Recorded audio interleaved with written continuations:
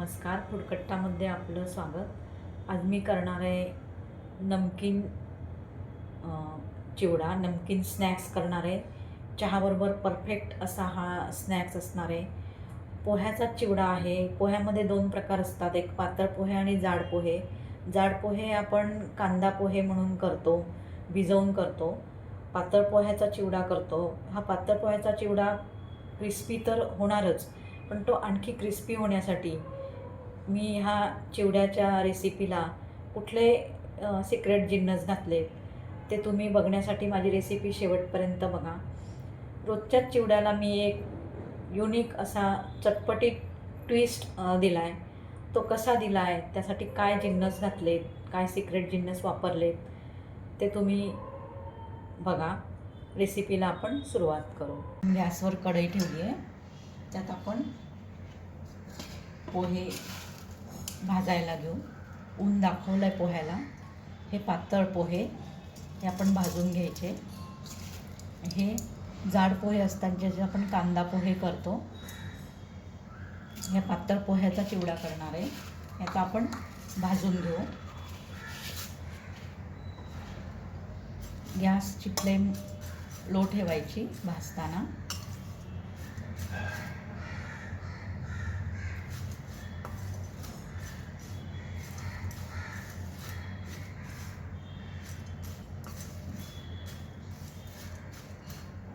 कढई जाड बुडाची घ्यायची पोहे भाजायला, पण पोहे पातळ असतात, पटकन करपू शकतात.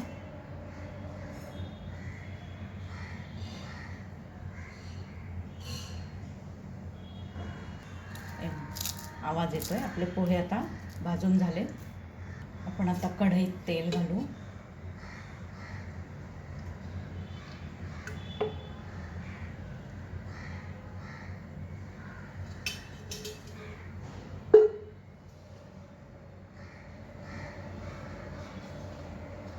तेल तापलं की आपण आधी दाणे भाजून घेऊ.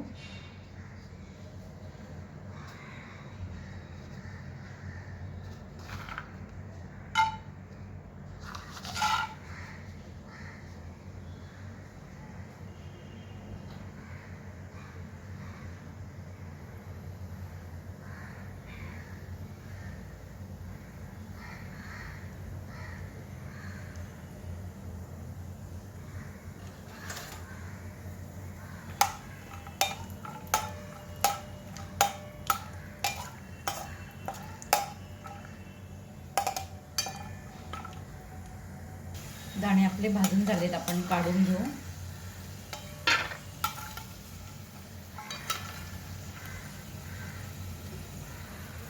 हे फुटाण्याचं डाळ आहे. हे रोस्टेडच असतं, आपण थोडंसं क्रिस्पी करून घ्यायचं अजून. हे लगेच काढलं तरी चालतं. आता कढीपत्ता पण पूर्ण क्रिस्पी होऊ द्यायचा, कारण चिवडा साधाळायला नको. त्यामुळे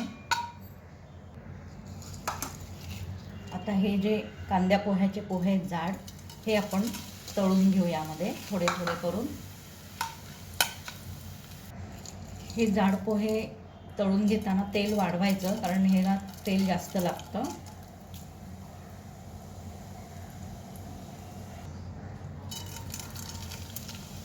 लगेच फुलतात हे जाड पोहे. खूप वेळ परतायला लागत नाही, आपल्याला तळायला लागत नाही. लगेच काढून घ्यायचे. आता आपण फोडणी करणार आहे, त्यासाठी परत थोडंसं तेल वाढवायचं.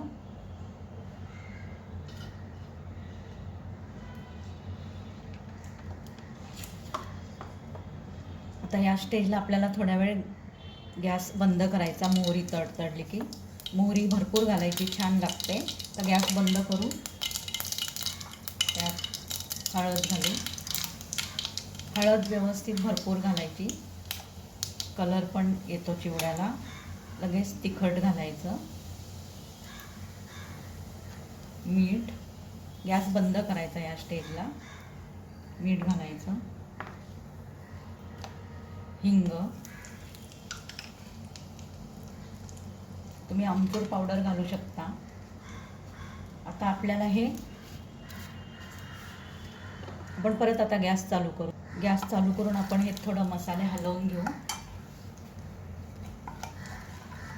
आणि ताबडतोब आपण हे भाजलेले पोहे, पहिले पातळ पोहे घालायला सुरुवात करू.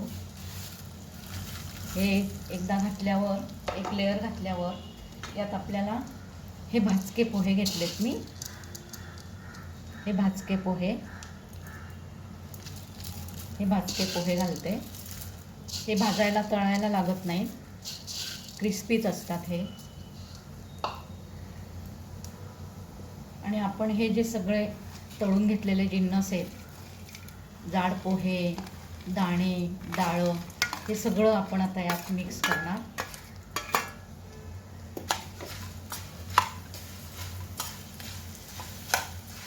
आता लवकर आपण मिक्स करायचं आणि आता परत पातळ पोह्याचा लेअर टाकायचा.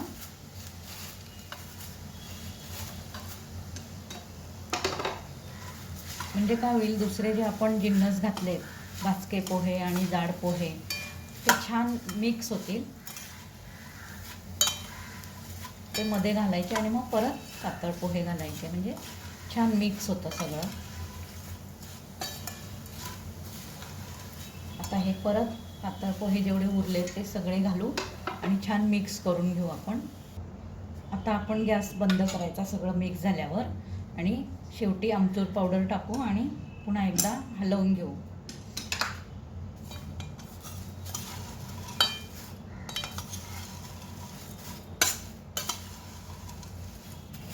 आपला चिवडा आता रेडी आहे.